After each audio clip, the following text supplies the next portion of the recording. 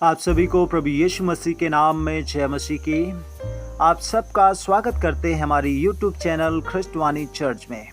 आज हम दाऊद के पुत्र राजा सुलेमान के विषय में अध्ययन करेंगे और इस अध्ययन में आगे बढ़ने से पहले यदि आपने हमारे चैनल को सब्सक्राइब नहीं किया है और बेल को ऑल पर नहीं किया है तो ज़रूर कर लें ताकि हमारे वीडियो की नोटिफिकेशन आपको कंटिन्यू मिलते रहें। और राजा सुलेमान दाऊद और बैतशेबा का दूसरा पुत्र था।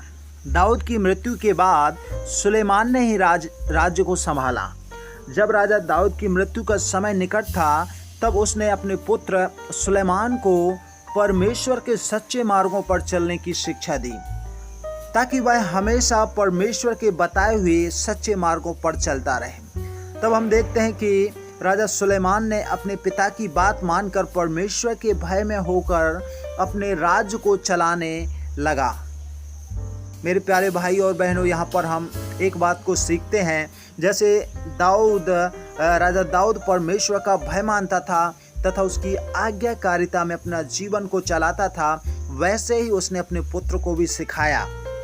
वैसे ही मेरे प्यारे भाई और बहनों, आज हर एक माता पिता को चाहिए इससे पहले कि वह अपने बच्चों को प्रभु यहोवा का भय मानना और उसकी आज्ञा मानना सिखाए, माता पिता को स्वयं ऐसा करके दिखाना होगा ताकि वह अपने बच्चों के लिए एक अच्छा आदर्श बने।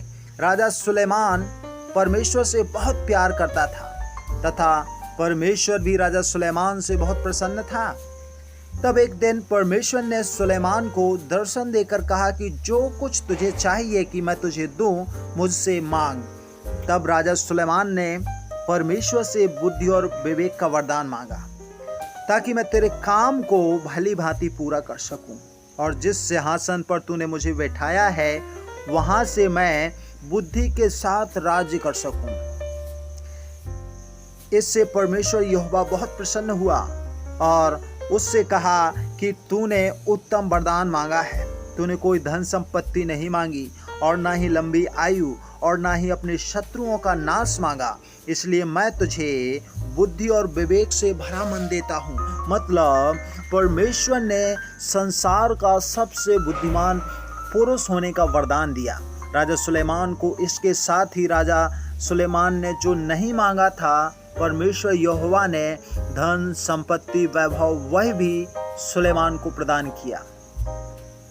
फिर परमेश्वर ने राजा सुलेमान से यह भी कहा, यदि तुम मेरे मार्गों पर सदा बने रहोगे और मेरी आज्ञाओं और विधियों को मानते रहो तो मैं तेरी आयु को बढ़ाऊंगा। इस प्रकार का आशीषित वरदान परमेश्वर यहोवा ने राजा सुलेमान को दिया।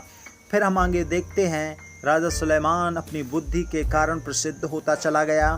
कई राज्य के राजा सुलेमान के पास सलाह लेने के लिए आया करते थे और राजा सुलेमान भी अपनी बुद्धि की सहायता से समस्याओं का समाधान करता और उनका न्याय करता और अपने राज्य में प्रतिष्ठित होता चला गया।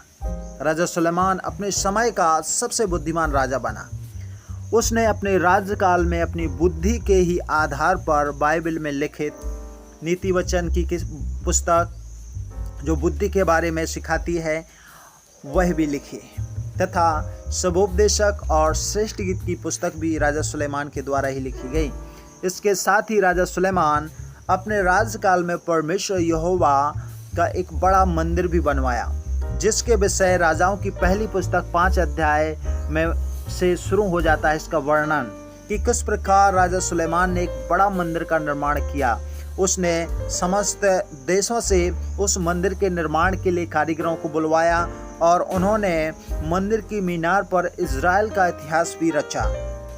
इस प्रकार 7 वर्षों में सुलेमान ने परमेश्वर यहोवा के भव्य मंदिर का निर्माण कार्य पूरा किया।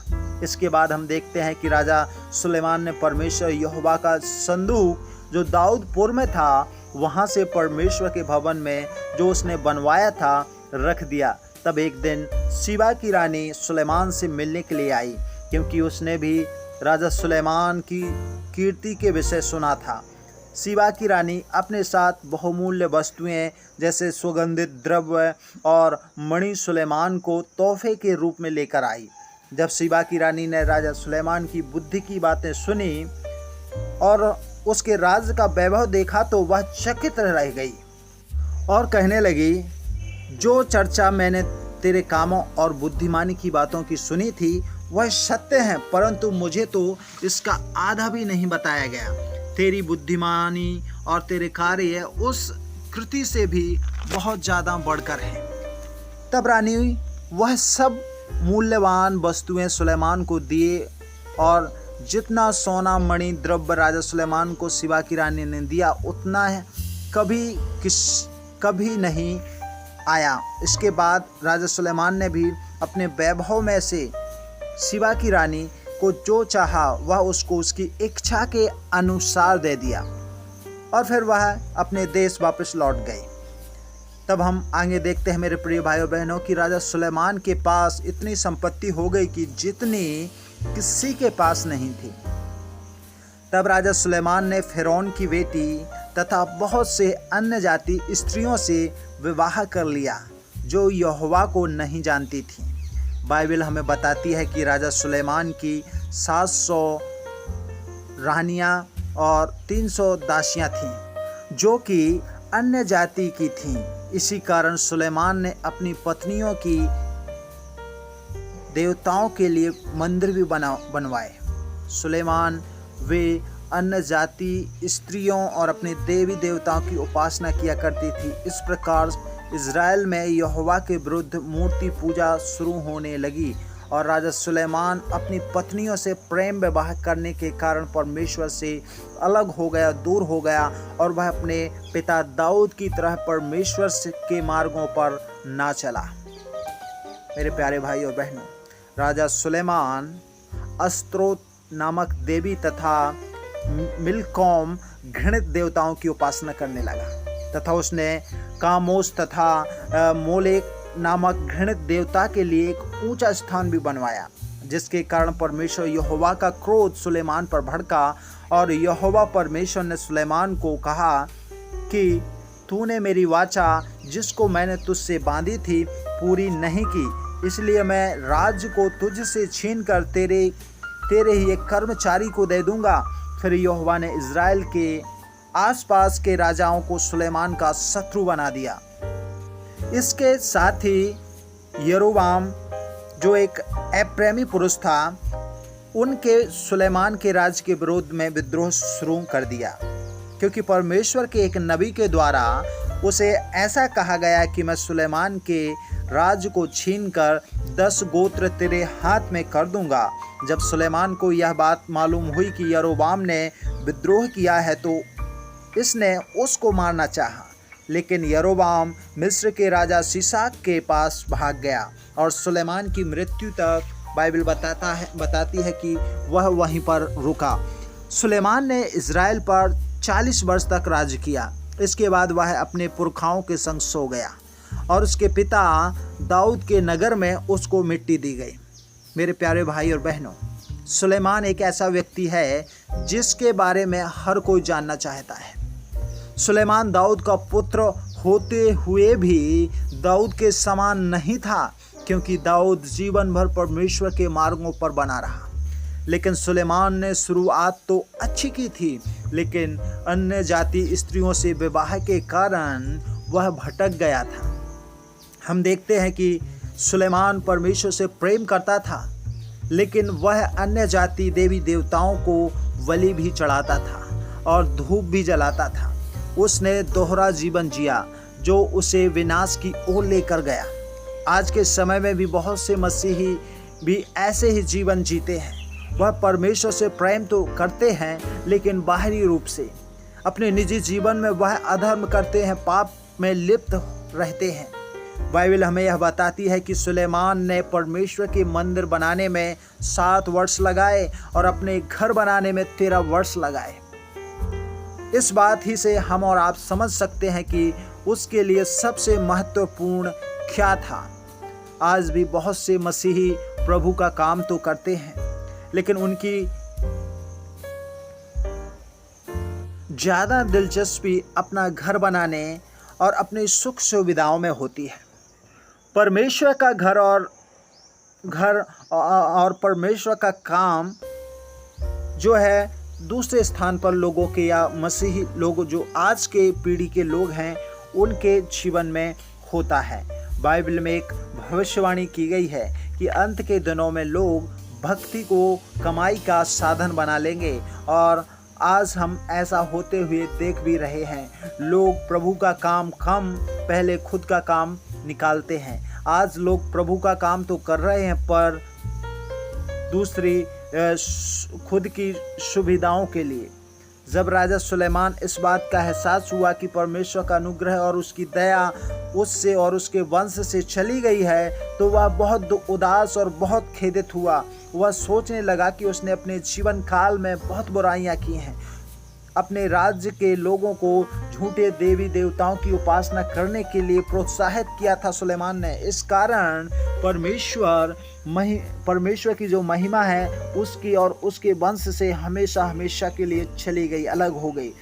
फिर भी दाऊद के कारण बाइबल बताती है कि राजा सुलेमान से दया को नहीं हटाई परमेश्वर ने, और सुलेमान ने परमेश्वर के विरुद्ध पाप जरूर किया था, लेकिन परमेश्वर ने अपनी दया और प्रेम में होकर राज्य को सुलेमान से तुरंत नहीं छीन लिया। यहाँ पर हम सीखते हैं कि पाप के परिणाम तुरंत नहीं मिलते हैं, परंतु वह हमारी पीढ़ियों को भी उन पापों का भुगतान भुगतना पड़ता है। अगर हम परमेश्वर की आशीषों को पाना चाहते हैं तो हमें परमेश्वर के मार्गों पर चलना और उसकी आज्ञाओं का पालन करना होगा। सुलेमान की सबसे बड़ी गलती थी अन्य जातीय स्त्रियों से विवाह करना। सुलेमान की सबसे बड़ी जो गलती थी कि उसने अन्य जातीय स्त्रियों से विवाह किया, और जिसके कारण वह उनके देवी देवताओं की उपासना भी करने लगा जो घृणित थे, और फिर पाप के में वह मूर्ति पूजा के द्वारा पाप में गिर गया। इस कारण आज हमें भी अन्य जाति स्त्रियों से विवाह करने को परमेश्वर के लोग मना करते हैं और मना किया जाता है, क्योंकि ऐसा करके फिर वो धीरे धीरे नाश की ओर मनुष्य चला जाता है और अपना अभिषेक, अपना उद्धार खो देता है। तो इस कहानी से और हम सुलेमान के जीवन से यह सीखने को मिलता है कि जब हम परमेश्वर के वरदानों को, आशीषों को प्राप्त करते हैं तो हमें परमेश्वर के वचन के अनुसार उसका भय मानते हुए अपने जीवन व्यतीत करना चाहिए। लेकिन यदि हम भटक जाते हैं और संसार की तरफ अपना मन लगाने लगते हैं तो हम अपने ही हाथ से अपना विनाश को चुन लेते हैं। परमेश्वर ने सुलेमान को सब कुछ दिया था और बदले में परमेश्वर ने बस इतना ही चाहा कि मेरी विधियों और मेरी आज्ञाओं को सुलेमान मानता रहे। लेकिन स्त्रियों के मोह ने उसे परमेश्वर से अलग कर दिया।